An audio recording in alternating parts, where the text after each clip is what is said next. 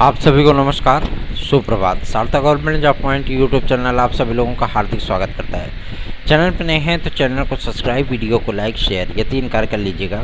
Bell icon दबा करके रखेंगे तो आपको नोटिफिकेशन मिल जाएगा और आप उसे शेयर कर पाएंगे। याद रखें, सार्थक government job point YouTube channel ने आप सभी भाई बहनों की समस्याओं के समाधान हेतु और प्रतियोगी जीवन में सुगमता लाने हेतु बहुत सारे प्रयास किए हैं।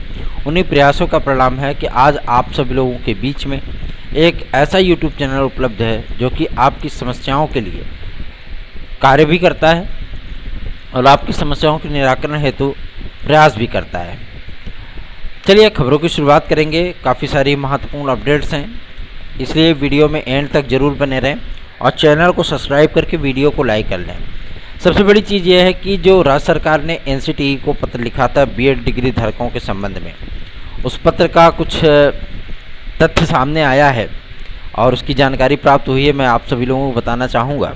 MHRD मिनिस्ट्री और NCTE को, जैसे बिहार शिक्षक भर्ती में आपने देखा होगा कि BEd के हमारे तमाम भाई बहन इसमें सम्मिलित हुए हैं और उत्तर प्रदेश सहित कई राज्यों के BEd स्टूडेंट उसमें सम्मिलित हुए हैं। तो ये कयास लगाया जा रहा था कि ये परीक्षा दे लेंगे और उसके बाद इनका परिणाम नहीं आएगा। ऐसी परिस्थितियों से BEd विद्यार्थियों का भी मन जो है वो भ्रमित था, घबराया हुआ था। और उसके बाद जब परीक्षा दे करके आ लिए हैं, पेपर अच्छा गया है, सिलेक्शन की पूरी उम्मीद है, लेकिन फिर भी अगर कोई चीज़ें नहीं हो पा रही हैं तो जाहिर सी बात है उनके मन में एक आशंका है। मैं आप सभी लोगों को बताना चाहता हूं कि बिहार राज्य सरकार ने जब NCTE को पत्र लिखा था और उनसे स्पेशल अनुमति मांगी थी, क्योंकि वहाँ पे डीलर BTC आदि को लेकर के उन्होंने इस बात को स्पष्ट कहा था कि हमारे यहाँ जो शिक्षक भर्ती चल रही है उसमें ये सीटें भर ही नहीं पाएंगी और हमारे यहाँ शिक्षकों की बहुत कमी है। हमें BEd विद्यार्थियों को साथ लेकर के आगे बढ़ने का मौका दिया जाए। तो इस संबंध में MHRD मिनिस्ट्री और NCTE ने क्लियर कर दिया कि ठीक है, आप BEd विद्यार्थियों को लेकर के आगे बढ़ सकते हैं, उनका अंतिम परिणाम भी जारी कर सकते हैं और उन्हें अंतिम रूप से चयनित भी कर सकते हैं।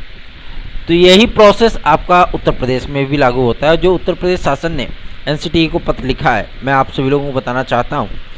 NCTE के पत्र में, उत्तर प्रदेश शासन के पत्र में इस बात का स्पष्ट उल्लेख है कि BEd डिग्री धारकों को क्वालिटी ऑफ एजुकेशन, गुणवत्ता परक शिक्षा के लिए रखना बेहद आवश्यक है। क्योंकि हमारे यहाँ अगर नंबर ऑफ वैकेंसी की बात की जाए तो 80,000 पदों पर विज्ञापन निकाला जाएगा। 80,000, इस बात का स्पष्ट उल्लेख राज्य शासन ने किया है और यही पत्र आप लोगों के सामने आने वाला भी है। और 80,000 पदों में उन्होंने जो गुंजाइश की है कि लगभग 60,000 सीटें भी अगर भर जाएँ तो बहुत बड़ी बात है, ठीक है ना। और हमारे 20-25,000 सीटें जो है वो रिक्त रह जाएंगी, क्योंकि 50 से 60,000 के बीच में सीटें भरेंगी। इस संबंध में NCTE का जो रिप्लाई मिलने वाला है, मैं उसके बारे में भी आप सभी लोगों को बता दूं, क्योंकि इस समय उनकी एक अधिसूचना रद्द हुई है, ठीक है ना। और उसके बारे में भी आप सभी लोगों को जानकारी इसलिए बेहद महत्वपूर्ण हो जाती है क्योंकि ब्रिज कोर्स के नाम पे इस समय 69,000, 72,825 और 2010 के पहले जितने शिक्षक हुए हैं वो सभी प्रताड़ित हैं, ठीक है ना। और परसों की डेट में, ठीक है ना, कल नहीं परसों की डेट में NCTE आपके पूरे संशोधित शेड्यूल को जारी कर देगा, ठीक है ना। मतलब जो ब्रिज कोर्स कराना है वो राज्य सरकारों को भेज दिया जाएगा और उसके बाद आपकी तय प्रक्रिया स्टार्ट हो जाएगी, ठीक है ना, कि मतलब हमको किस तरीके से ब्रिज कोर्स कराना है। लेकिन इसमें BEd विद्यार्थियों का पक्ष जो है वो राज्य सरकार ने लिया और उन्होंने इस बात को स्पष्ट कर दिया है कि हम आगामी समय में जो विज्ञापन देने चल रहे हैं, एक बार हमें अनुमति दी जाए कि हम BEd विद्यार्थियों को लेकर के आगे बढ़ सकें। वैसे भी BEd के डिग्री धारक हमारे भाई बहन एक बड़ी वैकेंसी तो डिज़र्व करते ही है, उसमें कोई दो राय नहीं, क्योंकि संशोधन की प्रक्रिया, अध्यादेश की प्रक्रिया, नई गाइडलाइन की प्रक्रिया इतना आसान नहीं है, ठीक है ना। और सबसे बड़ी चीज़ होती है कि संशोधन हुआ, मसौदा उसका तैयार हुआ, अब प्रधानमंत्री जी के पास या कैबिनेट के पास कोई एक कार्य तो होता नहीं है, बहुत सारे कार्य होते हैं।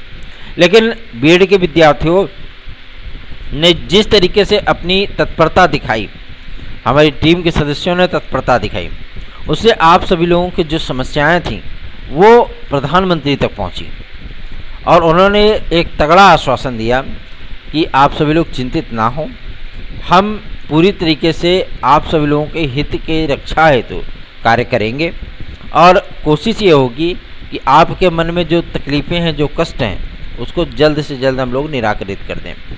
सबसे बड़ी चीज़ यह है कि जब हम लोगों ने एनसीटी के अधिकारियों से मुलाकात की थी तो उन्होंने भी इस बात को स्पष्ट किया था कि हमने तो संशोधन किया नहीं था, संशोधन किया था एमएचआरडी मिनिस्ट्री ने, उनके निर्देश पे हमने गजट जारी किया था, ठीक है ना। अब वहाँ से जो हमें संशोधन प्राप्त होगा उसी के आधार पर हमारा रिवाइज्ड गजट आएगा।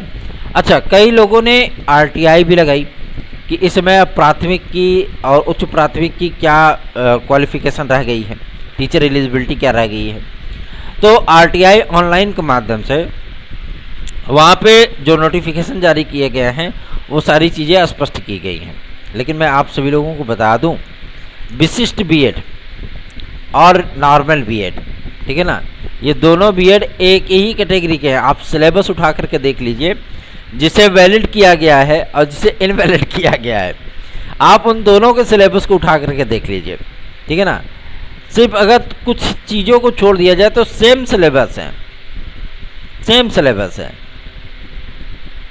और इन तमाम तर्कों को लेकर के जब हम लोगों ने एनसीटी के अधिकारियों के सामने ज्ञापन दिया था तो उन्होंने भी इस बात को स्पष्ट कर दिया था कि हमें जो जरूरी संशोधन चाहिए वो सिर्फ और सिर्फ एमएचआरडी मिनिस्ट्री कर सकती है, ठीक है ना।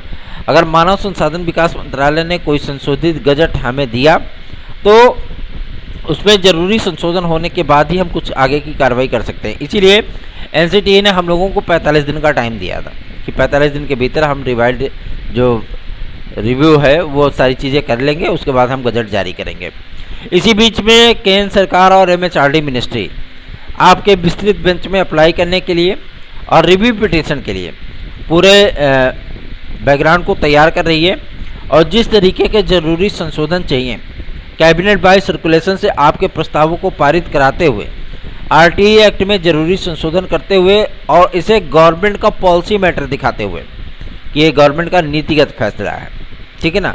और ये फैसला आपका 28 जून सन 2018 से ही लागू होगा।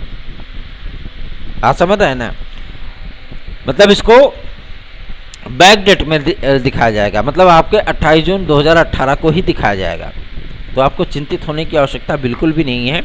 और ये संशोधन आप सभी लोगों का जब विस्तृत बेंच के सामने जाएगा और वहाँ पे महान्यायवादी जी आपके केस की पैरवी करेंगे, उसमें लोकल बॉडी जो होगी वो एनसीटी होगी, एमएचआरडी मिनिस्ट्री और केंद्र सरकार होगी, तो जाहिर सी बात है उससे विद्यार्थियों का जो पक्ष है वो थोड़ा सा मजबूत हो जाएगा।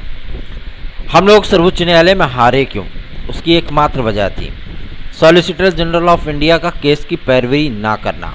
पहला कारण, जो सबसे बड़ा कारण है, क्योंकि उन्होंने इस केस की पैरवी नहीं की थी।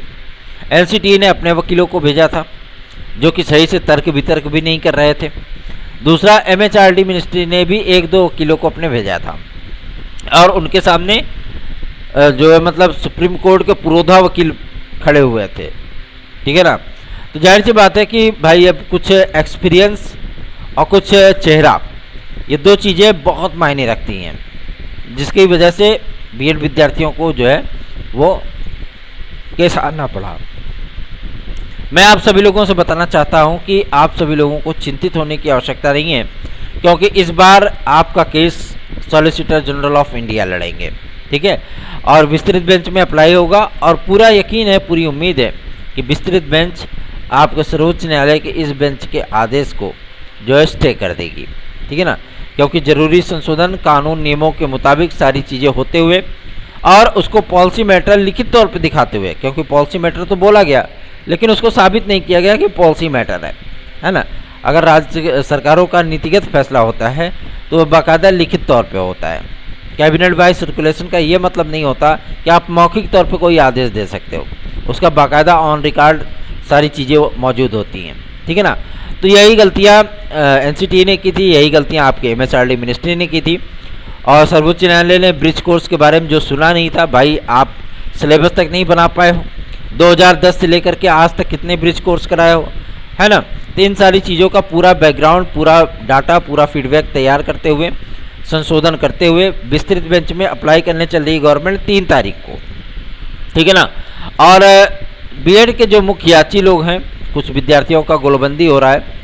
हम लोग भी लखनऊ में धरना प्रदर्शन कर रहे हैं, टीम के सदस्य मौजूद हैं और लगातार नेशनल मीडिया पे हम लोग डिबेट भी कर रहे हैं इस मामले को लेकर के। तो मैं आप सभी लोगों से बताना चाहूँगा कि इन तमाम मुद्दों को लेकर के हम लोग आगे बढ़ रहे हैं और रिव्यू पिटीशन के लिए जो विद्यार्थी तैयार हो रहे हैं, जाहिर सी बात है रिव्यू पिटीशन जब तक हम लोगों को एनसीटी या एमएचआरडी मिनिस्ट्री से वो मजबूत हिंट नहीं मिल जाता कि हाँ ठीक है रिव्यू पिटीशन आप डालिए, हम उसको जो है मतलब उसकी पैरवी कराएंगे या हम उसमें लोकल बॉडीज़ बनेंगे, तो जाहिर सी बात है तब तक हम लोग रिव्यू पिटीशन नहीं करेंगे। इसके पहले 3 तारीख तक गवर्नमेंट खुद जा रही है विस्तृत बेंच में और इसमें विद्यार्थियों की समस्याओं का निराकरण करने हेतु कार्य किए जाएंगे।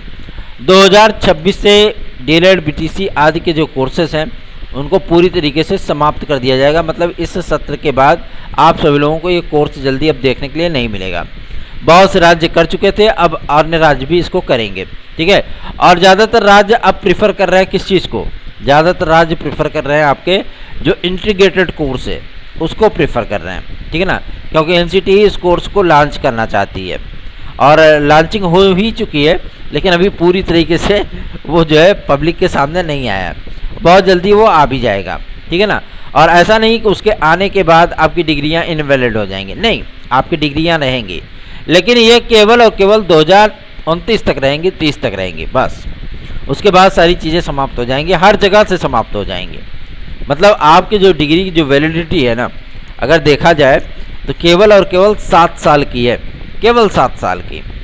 इन्हीं 7 वर्षों के भीतर आपको डिग्री हासिल करनी होगी और जब तक इंटीग्रेटेड कोर्स करने वाले विद्यार्थियों की संख्या ज़्यादा नहीं होगी, मतलब 10-20 लाख नहीं हो जाए, 1-8 करोड़ नहीं हो जाए, हर जगह पे ये कोर्स चलने ना लगे हर राज्य में, तब तक आपके बीएड की डिग्री को केवल वैलिड किया जाएगा, ठीक है ना, केवल बीएड की डिग्री को वैलिड किया जाएगा, बाकी सारी डिग्रियां इनवैलिड हो जाएंगी, ठीक है।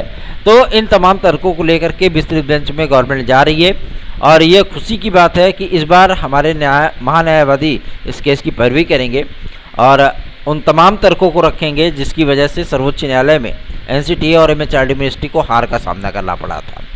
ब्रिज कोर्स के लिए भी ये कंफर्म कर लिया गया है, 6 to 8 में भी डीएलएड और बीटीसी विद्यार्थियों को भी ट्रेनिंग देकर के मौका दिया जाएगा। वैसे भी ये प्रमोशन लेते ही हैं, है ना, इससे बेहतर है कि 9 को शामिल कर दें। वैसे भी 6 to 8 में कितनी वैकेंसी आती है, 10 साल में कभी अगर कभी आ गई 2-4 हज़ार तो आ गई, नहीं तो अब भी नहीं करती है, सारी सीटें आपकी प्रमोशन से भर दी जाती हैं, है ना। तो जब प्रमोशन ही करना है तो प्रमोशन में पाने वाले कौन है, या डीएलएड बीटीसी या बीएड वाले छात्र तो हैं, ऐसा तो है नहीं कि कोई नया बन करके आ जाता है, वो पढ़ाते हैं तभी, है ना। और जो तर्क इन लोगों ने दिया था उन पूरे तर्कों को हम लोगों ने काउंटर किया है, जिसकी वजह से सर्वोच्च न्यायालय में हार का सामना करना पड़ा था। उन तमाम तर्कों को हम लोगों ने काउंटर करते हुए एक पूरी बाकायदा लिस्ट बनाई है, सारे नए तर्कों की, बाकायदा उनके काउंटर की, ठीक है ना, सारी चीज़ों की, और वो लिस्टिंग करके हम लोगों ने ईमेल किया है एमएचआरडी मिनिस्ट्री को और साथ ही साथ एनसीटी को, ठीक है ना। और एमएचआरडी मिनिस्ट्री की तरफ से जो अधिकारियों की तरफ से हम लोगों को जवाब मिला है कि इन सभी तर्कों पर हम लोग विचार करेंगे और जो विस्तृत बेंच में अप्लाई करने चल रहे हैं इन तर्कों को भी सम्मिलित किया जाएगा, ठीक है ना।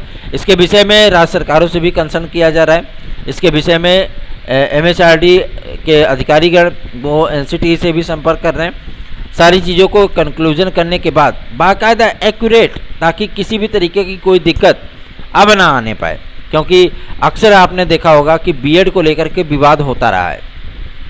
ऐसा नहीं है कि मतलब 69,000 की शिक्षक भर्ती में बीएड को विद्यार्थियों को लेकर के विवाद नहीं हुआ था, सर्वोच्च न्यायालय तक यह मामला गया था और वो याचिका पेंडिंग में थी, मतलब उसकी हियरिंग नहीं हुई थी, ठीक है ना।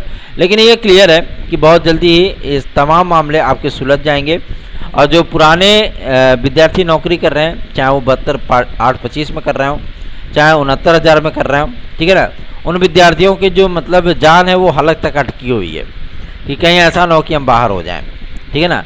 देखिए आप लोग चयनित हैं और आपको बचाने के लिए ही केंद्र सरकार अध्यादेश जैसे कदमों पर भी विचार कर रही है, ठीक है। दूसरा ये कि अब इसको इस आदेश पे भाई, चूँकि सर्वोच्च न्यायालय का आदेश है, इस पर या तो अध्यादेश लाया जाए या तो इसको विस्तृत बेंच से इससे स्टे किया जाए, ठीक है ना, इसको निष्प्रभावी किया जाए। नहीं तो इसी का आश्रय लेकर के बहुत सारे राज्य आप सभी लोगों को जो है मतलब वो आगे बढ़ाते जा रहे हैं, आगे अप्लाई करते जा रहे हैं, ठीक है ना। कई राज्यों ने तो बीएड वालों विद्यार्थियों को बाहर भी करना शुरू कर दिया है। इसलिए मैं आप सभी लोगों से कहना चाहता हूँ, चिंतित बिल्कुल ना हो और अपनी तैयारियाँ करते रहें, क्योंकि आपकी एक मजबूत लड़ाई हम लोग लड़ रहे हैं। आप सभी लोगों को सिर्फ और सिर्फ सहयोग देना है। बहुत जल्दी ये बीएड विद्यार्थियों के पक्ष में डिसीजन सामने आने वाला है, एनसीटी का भी, और बहुत जल्दी डिसीजन आने वाला है आपका केंद्र सरकार का भी, ठीक है। तो चिंतित होने की आवश्यकता नहीं है, क्योंकि पॉजिटिव इंटरनेट मिल रहा है तो इसका लाभ आप सभी लोगों को उठाना होगा। एकजुटता दिखाइए, क्योंकि आप लोग सुस्त पड़ जाते हो, ये गलत है। चलिए, आज हम लोगों की बहुत बड़ी धरना प्रदर्शन है लखनऊ में, ठीक है ना, और उम्मीद कर रहे हैं, क्योंकि यही होती है एकता, क्योंकि ज़्यादातर विद्यार्थी भाग गए हैं।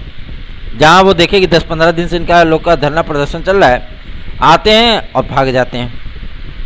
ये होती है एकता, है ना।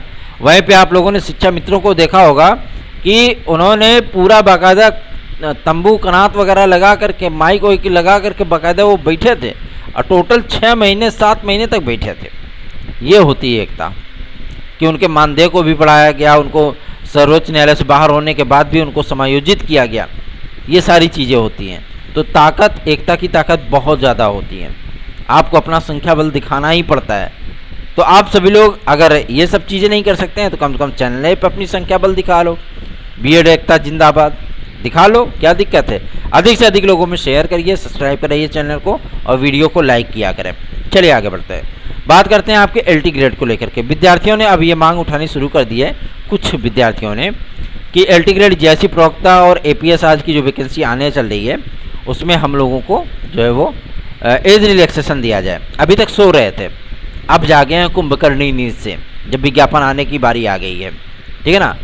अभी तक जब हम चिल्ला रहे थे, अकेले भाग रहे थे, तो कोई साथ देने वाला नहीं था। अब जा करके ज्ञापन दे रहे हैं, है ना।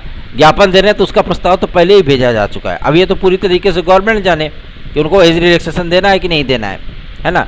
लेकिन पूरी हम लोगों की उम्मीद है कि एज रिलैक्सेशन आप लोगों को मिल जाएगा। दूसरा, आपके एलटी ग्रेड जेएससी प्रवक्ता में मैं आप सभी लोगों को बता दूं, लगभग, जो मैं हमेशा से ही कहता रहा हूँ, लगभग सभी विषयों में, चाहे वो कला हो चाहे कोई भी विषय हो, सभी विषयों में बीएड की डिग्री अनिवार्य हो चुकी है, ठीक है ना।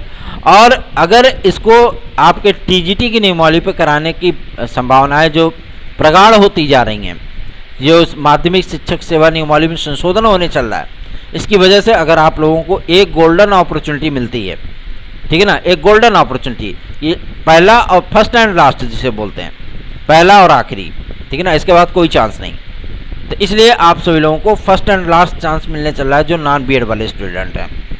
अगर ये माध्यमिक शिक्षा सेवा नियमावली में संशोधन होता है तो, अगर नहीं संशोधन हो पाता है, क्योंकि इसका प्रस्ताव शिक्षा निदेशालय ने शासन को प्रेषित किया है, और माध्यमिक शिक्षक सेवा नियमावली में संशोधन कोई ऐसे नहीं कि मतलब मौखिक तौर पे कर दिया, उसमें बहुत पापड़ बेलना पड़ेगा, ठीक है ना।